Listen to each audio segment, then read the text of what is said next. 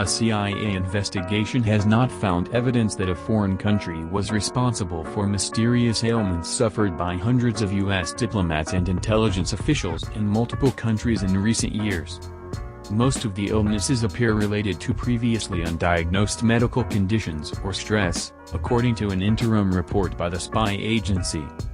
However, the CIA emphasized that it is still investigating around 24 cases that cannot be explained, and which were first reported by officials at the U.S. Embassy in Havana, Cuba, in 2016.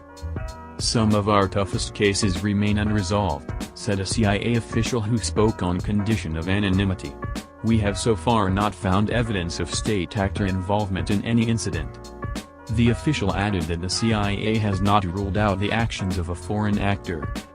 Those afflicted have described suffering from a sudden onset of ailments that include debilitating headaches, ringing in the ears, and balance problems. "While we have reached some significant interim findings, we are not done," CIA Director William Burns said in a statement. "We will continue the mission to investigate these incidents and provide access to world-class care for those who need it." Those afflicted call for further study. Meanwhile, some of those who have suffered ailments said there are still many unanswered questions. "I'd urge continued perseverance and patience," said Mark Palmropoulos, a former CIA officer who was struck with crippling headaches while on a trip to Moscow in 2017.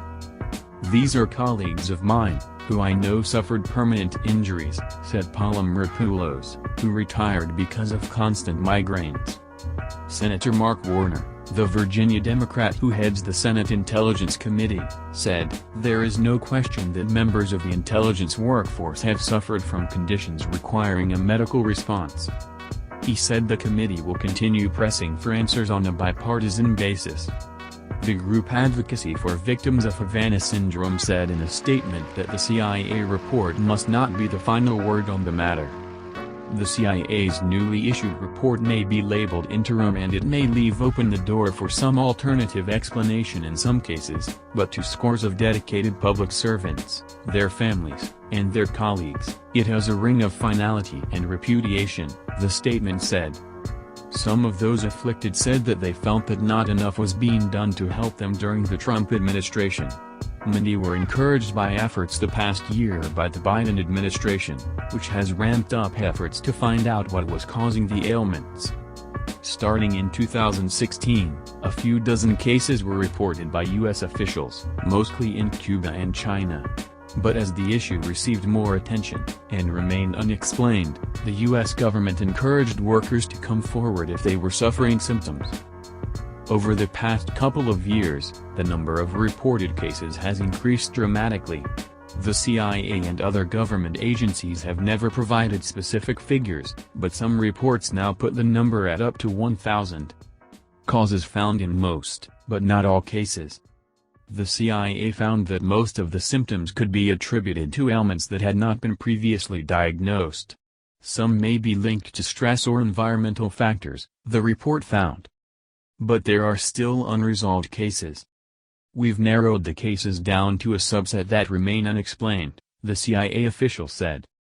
Some former CIA officers and diplomats believe Russia was likely responsible, a charge Russia has denied. In the 1970s and 80s, the U.S. government regularly complained that the Soviet Union was beaming microwave radiation at the U.S. Embassy in Moscow in an attempt to obtain intelligence.